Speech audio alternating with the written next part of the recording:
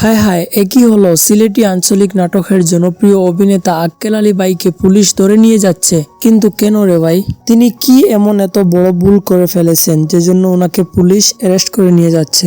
আসসালামু আলাইকুম এভরিওয়ান, কেমন আছেন সবাই? আশা করছি আল্লাহর অশেষ রহমতে আপনারা সকলেই খুব বেশি ভালো আছেন। তো বন্ধুরা, গত 2 থেকে 3 দিন ধরে সিলেটি নাটকের জনপ্রিয় অভিনেতা আক্কেল আলী ভাইয়ের একটা ফটো আপনারা হয়তো অনেকেই দেখেছেন ফেসবুকের মধ্যে। এটা দেখে অনেকেই মনে করেছেন যে ওনাকে হয়তো পুলিশ কোনো অপরাধের কারণে অ্যারেস্ট করে নিয়ে যাচ্ছে, আর অনেকে তো এরকম মনে করতেছে যে ওনার হয়তো জেলই হয়ে যাবে। তো এখানে আসল সত্যটা কি, চলুন আজকের এই ভিডিওতে আমরা জেনে আসি।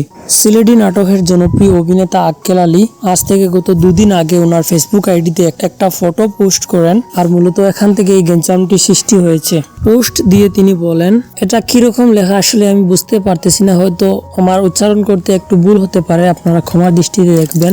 মাখি গিরা গরম তাল মে ও এইসা রেহনা পড়েঙ্গা সেন্ট্রাল জেল মে। যদিও আমি হিন্দি জানি, তারপরে ওই বাংলা দিয়ে হিন্দি আসলে উচ্চারণ করা হয়েছে, যেহেতু আমার পড়তে খুব কষ্ট হচ্ছে, তারপরও পড়তেছি আমি। উকিল আমার নানা শ্বশুর, ডিপি মুদের দুলা ছেড়ে, জেল দারোগা জেলের বড় জ্বালা, জেইসা মাক্কি গিরা গরম তাল মে ও এইসা রেহনা পড়েঙ্গা সেন্ট্রাল জেল মে।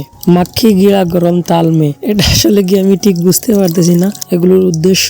মেডের বেডা কঠিন শয়তান, টাকার কম্বল রেখে লাল চূড়া একটা পায়না শীতে বৈশা কান্দে, জেইসা মাক্কি গিরা গরম তাল মে ও এইসা রেহনা পড়েঙ্গা সেন্ট্রাল জেল মে।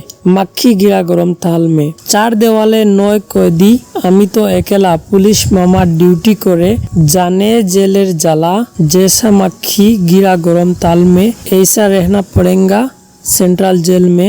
মাখি গিরা গরম তাল মে ওইসা রেহনা পড়েঙ্গা সেন্ট্রাল জেল মে। তো এটা দিয়ে তিনি ওনার একটা ফটো পোস্ট করেছিলেন। তো যদিও এটা কোনো নাটকের দৃশ্য, আসলে অনেকেই এটাকে সত্য মনে করতেছেন, হয়তো ওনার কোনো নতুন নাটক আসতে চলেছে, আমরা আগের দিকে দেখতে পারবো। তো ওনার এই পোস্ট সম্পর্কে যদি আপনাদের কিছু বলার থাকে তাহলে অবশ্যই বলতে পারেন। দেখা হচ্ছে নতুন কিছু নিয়ে আপনাদের সাথে, তার আগ পর্যন্ত সবাই ভালো থাকবেন, সুস্থ থাকবেন, টেক কেয়ার, আল্লাহ হাফিজ।